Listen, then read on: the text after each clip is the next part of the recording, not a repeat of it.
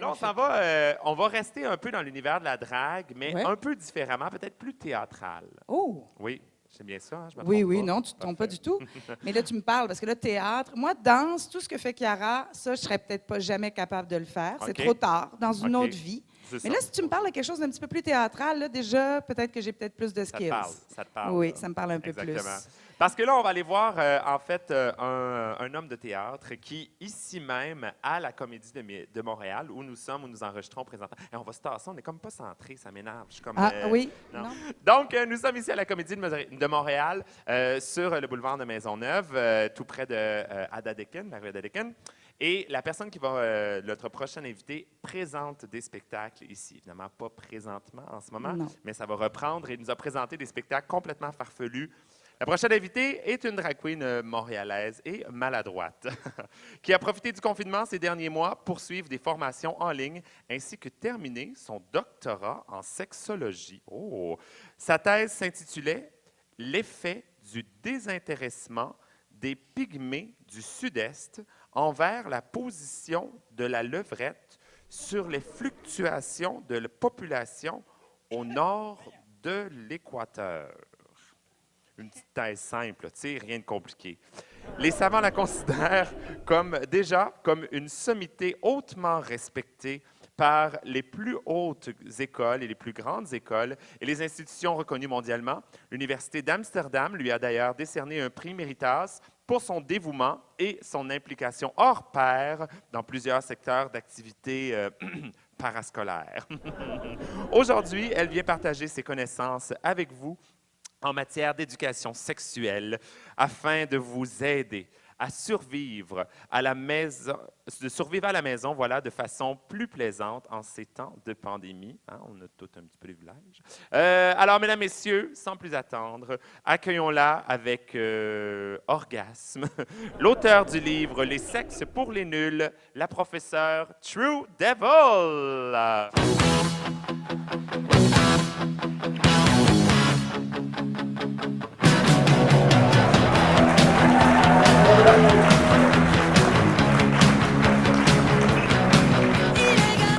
Bonsoir, bienvenue. Bonsoir, bonsoir, bonsoir.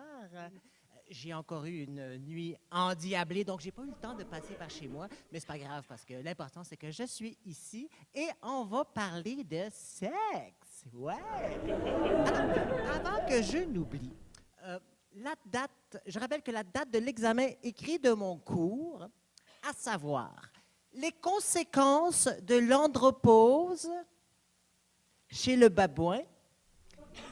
La date de l'examen écrit de mon cours a été fixée le 11 novembre à 14 heures. Souvenez-vous-en. Et pour ceux qui n'obtiendraient pas la note de passage, un buccal, un oral aura lieu la semaine suivante. Bien. Alors, nous avons passé en revue la semaine dernière la sexualité chez les animaux. Plus particulièrement ce qui différencie le mode de reproduction dans les sociétés monomatriarcales de type abeilles, fourmis, termites. Et nous en avons conclu que Maya l'abeille était une grosse cochonne. Aujourd'hui, nous allons nous intéresser particulièrement à la sexualité chez l'homme, ou plus précisément à la sexualité chez les nuls, qui, il faut bien le reconnaître, composent la majorité de la race humaine. Que, bite, bou, dard, nœud, gourde, braquemar, démonte pneu. Je sais, ça fait rêver, madame. Quéquette, kiki, mandrin, manche à couilles, bâton de berger, colonne, bigoudi, salami, piège à mémé. Et oui, hein, on n'attrape pas les mouches avec du vinaigre. Zizi, zob, zgeg, zézette, zigounette, et bon, j'en passe. Si vous en connaissez d'autres, je suis preneur. Vous pouvez me les envoyer sur ma page Facebook, Le sexe pour les nuls. Alors, comme vous le voyez, chers élèves, la langue française regorge de vocables divers et variés pour désigner le sexe masculin. Mais cette variété tend à prouver que cette chose occupe une place extrêmement importante dans l'inconscient collectif. Mais quelle est vraiment cette chose? Eh bien, le pénis est à la fois un symbole de puissance, une chose vulnérable et fragile à la fois. Tantôt, c'est un animal en liberté. Rar! Tantôt, un petit animal de compagnie. Miaou! C'est un être qui peut exprimer l'amour, la haine, qui donne la vie, la mort aussi parfois, mais surtout qui pisse partout. Comment ce petit corps spongieux, ayant élu domicile fixe dans un morceau de peau fripée, peut-il être toutes ces choses-là à la fois? Mesdames, messieurs, si vous le voulez bien, ce soir, nous allons braquer les projecteurs de la science sur l'homme et son pivot d'amour.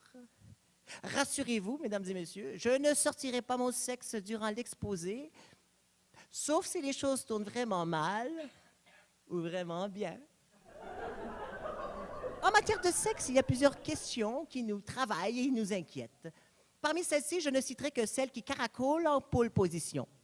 Par exemple, comment font les hommes quand devenir dur devient de plus en plus dur? Ont-ils 2 cerveaux dans le corps et trop peu de sang pour les faire fonctionner en même temps?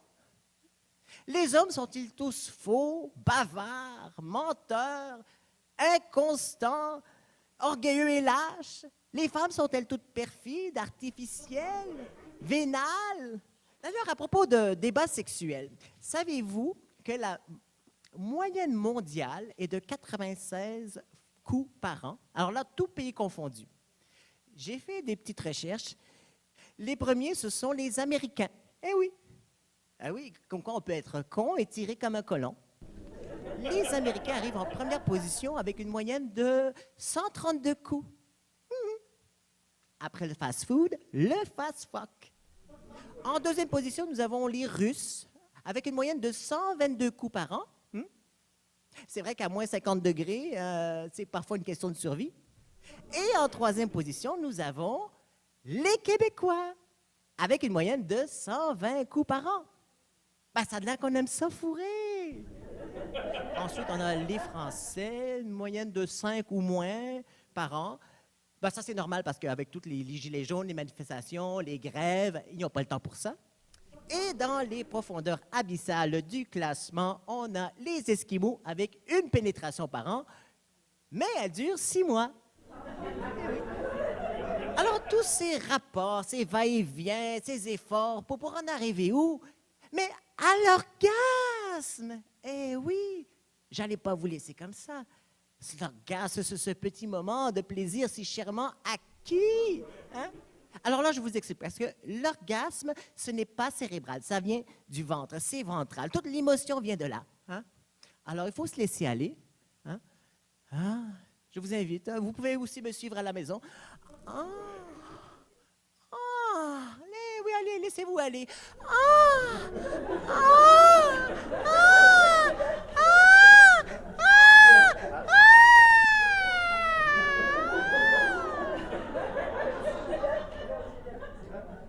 Un orgasme équivaut à 20 minutes de sport. Hein? Plus besoin d'aller au gym. Ben, de toute façon, ils sont fermés. Hein? Merci, M. Legault. C'est tout pour aujourd'hui. Donc, je vous remercie de votre participation. On se revoit à ma prochaine conférence. D'ici là, ne restez pas trop sages et surtout, faites bien vos devoirs à la maison. Merci beaucoup. Wow! Mesdames, Messieurs, c'était True Devil! Marc Rignoc, son acolyte, voilà, son alter ego. Vous pouvez voir Marc ici même à la Comédie musicale, à la Comédie de Montréal, voyons, excusez-moi, la Comédie de Montréal, son spectacle Sexe pour les nuls. Alors, toi, tu n'auras pas besoin de ça. Non, moi j'ai 3 enfants, je sais comment ça marche.